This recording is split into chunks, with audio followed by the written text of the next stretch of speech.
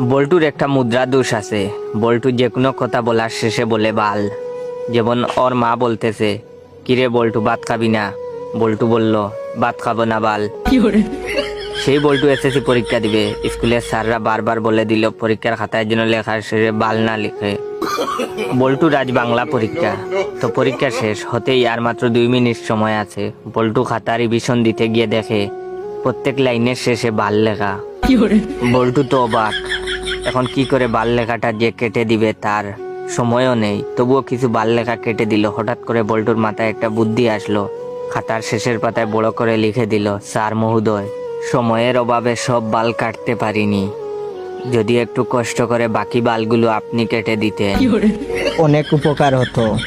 ভিডিওটা কেমন লাগলো অবশ্যই কমেন্ট করে জানাবেন। আর আমার এই ভিডিওটা আপনার 10 জন বন্ধুকে শেয়ার করবেন।